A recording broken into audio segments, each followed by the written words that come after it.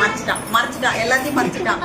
டிவிக்கு ரீசெண்டாக கோயம்புத்தூர் போயிருந்தப்போ பாட்டி வீட்டில் குட்டீஸ் கூட விளையாடிட்டு இருக்கும்போது ஒரு விஷயம் கண்ணில் பட்டுச்சு. அதை பார்த்ததுமே ட்ரை பண்ணணும்னு இறங்கிட்டேன். கண்டிப்பாக 90s கிட்ஸ் எல்லார் வீட்லேயும் இது இருக்கும். அது என்னன்னா இதுதான்.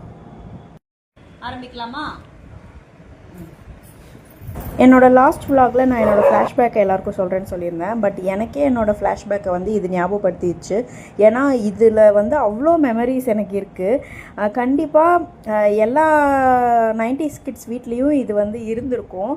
அப்பா வந்து எனக்கு வந்து இது வாங்கிட்டு வருவார்.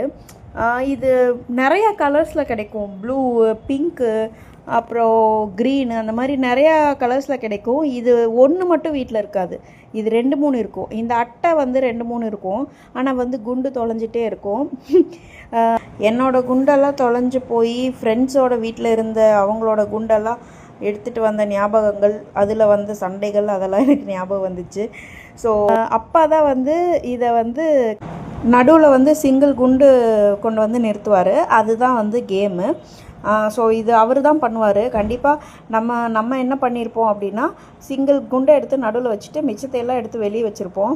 சரி, சின்ன வயசில் தான் நமக்கு அந்த மாதிரி. இப்போ வந்து நம்ம ட்ரை பண்ணி பார்த்தா இப்போ ஃபஸ்ட் அட்டம்ப்ட்லேயாவது 3 குண்டு நின்றுச்சு. செகண்ட் அட்டம்ப்டில் எவ்வளோ நின்றுச்சு நீங்களே பாருங்கள். இது பார்க்குறக்கு கொஞ்சம் ஈஸியாக இருந்தாலும் இது வந்து மூளை யூஸ் பண்ண வேண்டிய விஷயம். அதுக்கப்புறம் எப்படி நம்மளால் முடியும்? அதனால் இதை ட்ரை பண்ணும்போதே எனக்கு ரொம்ப சந்தோஷமாக இருந்துச்சு. அப்புறம் எனக்கு ஒரு டவுட் வந்துச்சு. இந்த அட்டை எல்லார் வீட்லேயும் இருந்தாலும் இதோட பேர் என்ன அப்படின்னு எனக்கு ஞாபகம் இல்லை. ஸோ பார்க்குற யாருக்காவது இதோட பேர் தெரிஞ்சதுன்னா எனக்கு வந்து கமெண்ட்டில் சொல்லுங்கள். கண்டிப்பாக பார்க்குற எல்லா 90s கிட்ஸும் இதை வந்து ஒரு டைமாவது விளையாடி இருப்பீங்க. எல்லார் வீட்லேயும் இந்த அட்டை ஒன்றாவது இருக்கும். அப்படி இருந்துச்சுன்னா கண்டிப்பாக எனக்கு கமெண்ட்டில் சொல்லுங்கள்.